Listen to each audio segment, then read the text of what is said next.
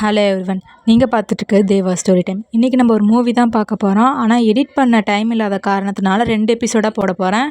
இப்போ வாங்க பார்ட் 1 எபிசோடுக்குள்ளே போகலாம். ஆனால் ஹீரோக்கு டைம் ட்ராவல் பண்ணுற மாத்திரை கிடைக்குது. அதை வச்சு இறந்து போனவரோட காதலியை உயிரோடு கொண்டு வரலான்னு ஆசைப்படுறாங்க. ஆனால் அதில் ஒரு பிரச்சனை இருக்குது. அவர் எதனா ஒன்று மாற்றினாலும் 20 வருஷமாக அவர் வளர்த்துட்ருக்க அவரோட பொண்ணே கண்ணுக்கு தெரியாமல் மறைஞ்சு போகலாம்.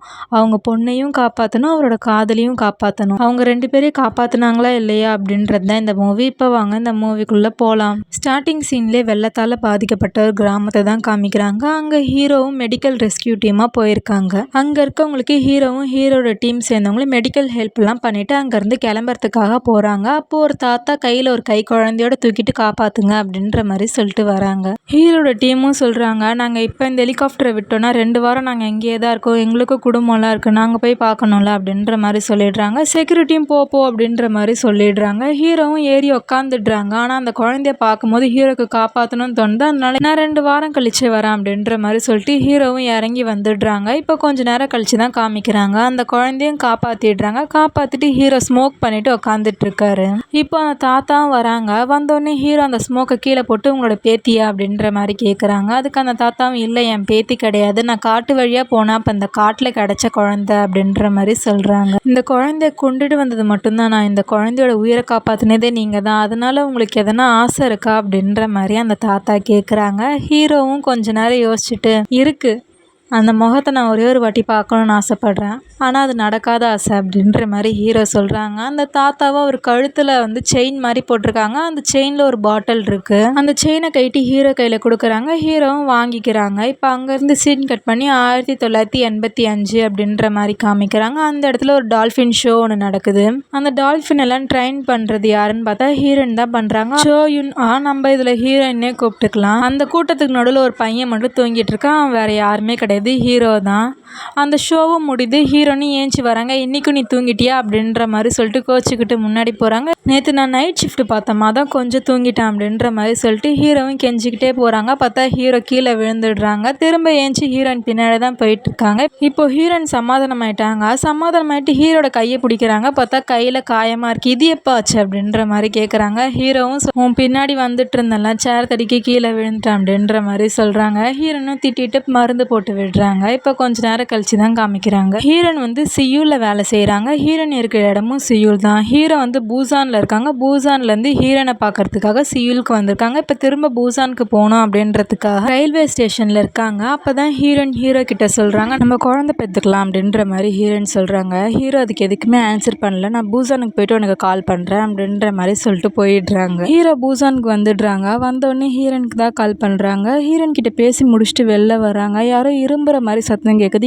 2015 வந்தாங்களா, அவங்கள நம்ம ஹீரோன்னு சொல்லிக்கலாம். 1985 இருந்தாங்களா, அவங்கள நம்ம புது ஹீரோன்னு சொல்லிக்கலாம். புது ஹீரோவும் ஹீரோ பக்கத்தில் போய் பார்க்குறாங்க. பார்த்தோன்னே உங்களுக்கு எதனா ஹெல்ப் வேணுமா அப்படின்ற மாதிரி கேட்குறாங்க. ஹீரோவும் இது என்ன இடம் அப்படின்ற மாதிரி கேட்குறாங்க. இது பூசான் ரயில்வே ஸ்டேஷன் அப்படின்ற மாதிரி சொல்கிறாங்க. நான் எப்படி இங்கே வந்தேன் அப்படின்ற மாதிரி சொல்லிட்டு ஏஞ்சி வெளியில் வராங்க. வந்ததுக்கப்புறம் தான் புது ஹீரோட முகத்தையே பார்க்குறாங்க. அவங்க முகம் மாதிரியே இருக்குது. உன்னோட பேர் என்ன அப்படின்ற மாதிரி கேட்குறாங்க. என்னோட நேம் ஹான் சோயோன் அப்படின்ற மாதிரி புது ஹீரோவும் சொல்கிறாங்க. அது என்னோட நேம் ஆச்சு அப்படின்ற மாதிரி சொல்லிட்டு இருக்கும் போதே பார்த்தா ஹீரோக்கு மூக்குலேருந்து ரத்தம் வர ஆரம்பிச்சிருச்சு. புது ஹீரோவும் கர்ச்சிஃப் எடுத்து கொடுக்குறாங்க. ஹீரோவும் கர்ச்சிஃபை வாங்கிட்டு குடுகுடுன்னு ரெஸ்ட் ரூம்க்கு ஓடுறாங்க. புது ஹீரோவும் சார் அது என்னோட கர்ச்சிஃப் அப்படின்ற மாதிரி சொல்லிட்டு பின்னாடியே போயிட்டு இருக்காங்க. ஒரு ரெஸ்ட் ரூம்குள்ளே ஹீரோ போய் கதவை சாத்திக்கிறாங்க. புது ஹீரோவும் பார்க்குறாங்க. சார் என்னோட கர்ச்சிஃப் கொடுத்தீங்கன்னா நான் போயிடுவேன் அப்படின்ற மாதிரி சொல்லி பேசிகிட்டே இருக்காங்க. கதவை தட்டி பார்த்துட்டே இருக்காங்க. டைம் ஆகுது, ஒருவேளை மயக்கம் போட்டு கீழே விழுந்துட்டாரா அப்படின்னு சொல்லிட்டு கதவை திறந்து பார்க்குறாங்க. ஆனால் உள்ள ஹீரோ இல்லை. இப்போ அங்கேருந்து சீன் கட் பண்ணி 2015 தான் காமிக்கிறாங்க. ஹீரோ அந்த கிராமத்தில் இருந்து கிளம்பியிருப்பாங்க. ஏரோப்ளைனில் போயிட்டு இருக்கும்போது ரெஸ்ட் ரூமில் போய் அந்த டேப்லெட்டை யூஸ் பண்ணியிருப்பாங்க. இப்போ ரெஸ்ட் ரூமில் தான் மயக்கத்தில் இருக்காங்க. ஹீரோ போய் ரொம்ப நேரம் ஆகிட்டு இருக்கும். அதனால என்ன ஆச்சோ தெரியலையேன்னு சொல்லிட்டு அங்கே வேலை செய்கிறவங்களாம் கதவை தட்டி பார்த்துட்டு இருக்காங்க. சார் எதுனா உங்களுக்கு ஹெல்ப் வேணுமா அப்படின்ற மாதிரி சொல்லிட்டு ஹீரோ அந்த குரலை கேட்டு முழிச்சுக்கிறாங்க. இல்லை எனக்கு எந்த ஹெல்ப்பும் வேணாம் அப்படின்ற மாதிரி சொல்லிட்டு பிளட்டை தொடச்சிக்கிட்டு வெளியில் வந்துடுறாரு.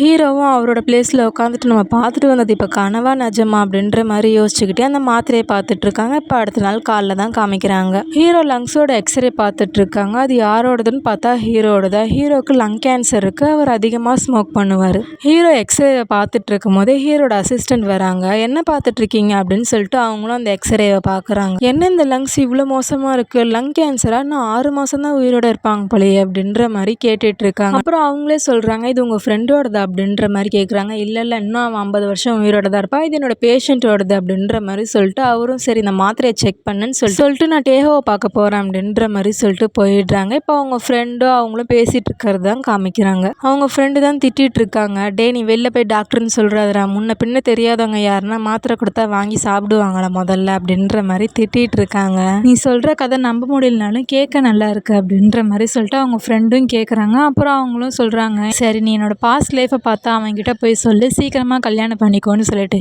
ஏன்னா சிங்கிளாக வாழ்றது ரொம்ப கஷ்டம்டா அப்படின்ற மாதிரி அவங்க பேசிகிட்டு இருக்காங்க. இப்போ அங்கேருந்து சீன் கட் பண்ணி 1985 தான் காமிக்கிறாங்க. 2050 அவங்க எங்கே உட்காந்து பேசினாங்களோ அதே இடத்துல தான் இங்கேயும் உட்காந்து பேசிகிட்டு இருக்காங்க. இந்த மூவியில் ஹீரோ வந்து டாக்டர், ஹீரோட ஃப்ரெண்டு வந்து போலீஸ். எனக்கு இந்த போலீஸ் வேலையே பிடிக்கலடா, ரிசைன் பண்ணிவிட்டு ஏதோ இந்த ஆரஞ்சு தோட்டம் வச்சிடலான்னு இருக்கேன் அப்படின்ற மாதிரி சொல்லிட்டு ஒரு ஆரஞ்சு எடுத்து காமிக்கிறாங்க. இந்த ஆரஞ்சு எப்படி இவ்வளோ பெருசாக இருக்குது அப்படின்ற மாதிரி ஹீரோவும் கேட்குறாங்க. அதுக்கு ஹீரோட ஃப்ரெண்டும் சொல்கிறாங்க, இது எக்ஸ்போர்ட் ஆரஞ்சுரா, இதை தான் நான் வளர்க்கலான் இருக்கேன், இதை தான் நான் விவசாயம் பண்ணலான் இருக்கேன், என்ன சொல்கிற அப்படின்ற மாதிரி கேட்குறாங்க. ஹீரோவும் உன் இஷ்டம், உனக்கு என்ன கரெக்டுன்னு படுதோ பண்ணு அப்படின்ற மாதிரி சொல்லிடுறாங்க. ஹீரோட ஃப்ரெண்டும் கேட்குறாங்க, சரி ஹீரோனை பார்த்துட்டு வந்து என்ன சொன்னாங்க அப்படின்ற மாதிரி கேட்குறாங்க. அப்போ தான் ஹீரோவும் சொல்கிறாங்க, அவள் குழந்தை பெற்றுக்கலான்னு சொல்கிறாடா அப்படின்ற மாதிரி சொல்கிறாங்க. நல்ல விஷயம் தானடா, சீக்கிரமாக கல்யாணம் பண்ணி வாழ்க்கையில் செட்டில் ஆகிறதுக்கு பாருடா அப்படின்ற மாதிரி சொல்கிறாங்க. இல்லைடா கல்யாணம் ஓகே, ஆனால் குழந்தைய பற்றி நான் யோசிக்கல அப்படின்ற மாதிரி சொல்லிட்டு இருக்காங்க. அப்படியே ஹீரோவை பற்றி பேச ஆரம்பிக்கிறாங்க.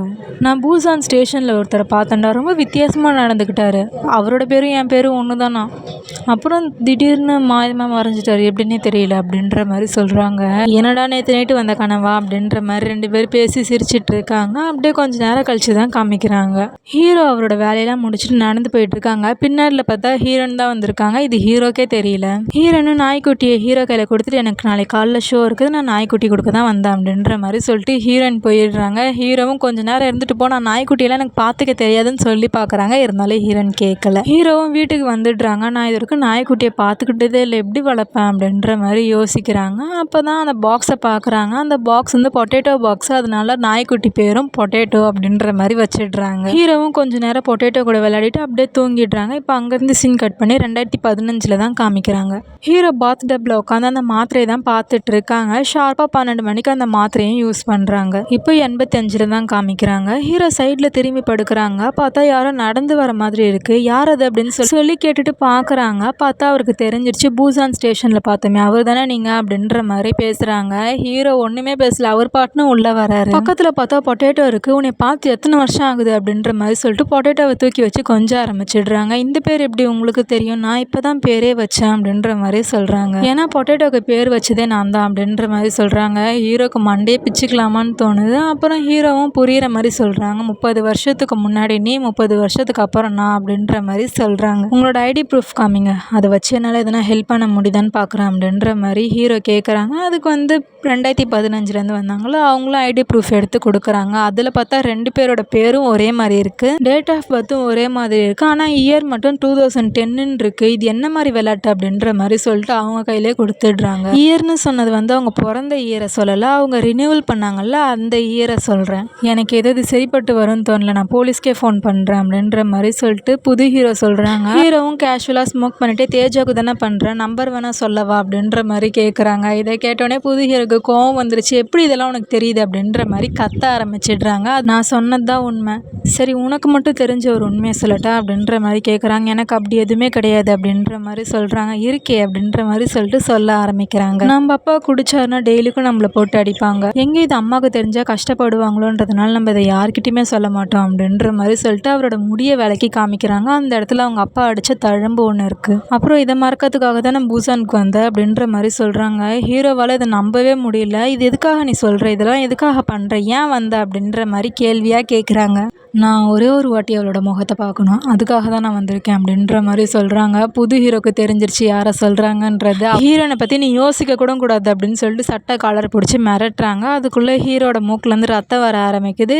புது ஹீரோவை தள்ளி விட்டு ஹீரோ வெளியில் ஓடி போகிறாங்க. இவங்களும் வெளில வந்து பார்க்குறாங்க, நான் ஆளை காணோம். ஹீரோ இப்போ அவங்க வீட்டு பாத்ரூமில் கண்ணை முழிச்சு பார்க்குறாங்க. 12 மணிக்கு நம்ம டேப்லெட்ஸ் ஆட்டோம், 12:21க்கு இங்கே வந்துட்டோம். இப்போ 20 நிமிஷம் நம்ம அந்த இடத்துல இருந்திருக்கோம். ஹீரோ எந்த இடத்துல இருக்கானோ அந்த இடத்துக்கு தான் நம்மளும் போகிறோம்.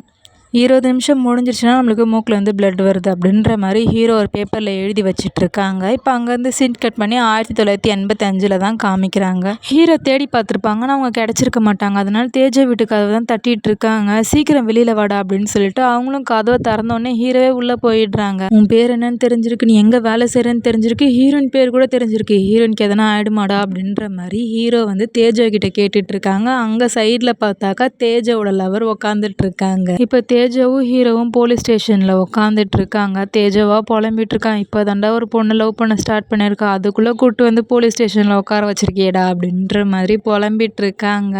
ஹீரோவா எல்லா கதையும் சொல்லிட்டு இருக்கான், அவனுக்கு எல்லாமே தெரிஞ்சிட்டு இருக்குதுடா என்னை பற்றி, இங்கே ஏதோ ஒன்று நடக்குதுடா அப்படின்ற மாதிரி பேசிக்கிட்டே லைட்ரு ஒன்று கொடுக்குறாங்க. அது யாரோட லைட்ருன்னு பார்த்தா 2015 வந்திருப்பாங்கல்ல ஹீரோ, அவங்களோட லைட்ரு தான். ஹீரோ கூட தேஜாவை பற்றி பேசிக்கிட்டே ஸ்மோக் பண்ணியிருப்பாங்க. லைட்ரு அப்படியே விட்டுட்டு போயிருந்திருப்பாங்க. அந்த லைட்ரு தான் ஹீரோ வந்து இப்போ ஹீரோட ஃப்ரெண்டுக்கிட்ட ஃபிங்கர் பிரிண்ட் பாருன்னு சொல்லிட்டு கொடுக்குறாங்க. இப்போ 2015 தான் காமிக்கிறாங்க. ஹீரோட அசிஸ்டன்ட் தான் ஃபோனில் பேசிகிட்டு இருக்காங்க. அது நிறைய மூலிகையை வச்சு செஞ்சுருக்காங்க, ஆனால் அது எதுக்கான மாத்திரைன்னே தெரியல, எனக்கு தெரிஞ்சது போலியான மாத்திரையாக இருக்கும் அப்படின்ற மாதிரி ஹீரோ கிட்ட ஹீரோட அசிஸ்டன்ட் சொல்கிறாங்க. ஹீரோவும் ஃபோனை கட் பண்ணிட்டு அந்த மாத்திரையை டேபிள் மேலே வச்சுட்டு போயிடுறாங்க. இப்போ 85 தான் காமிக்கிறாங்க. ஹீரோட ஃப்ரெண்டு தான் ஹீரோ கிட்ட அந்த லைட்டரை கொடுத்து இதில் முழுக்க முழுக்க உன்னோட ஃபிங்கர் பிரிண்ட் மட்டும்தான் இருக்குது அப்படின்ற மாதிரி சொல்கிறாங்க.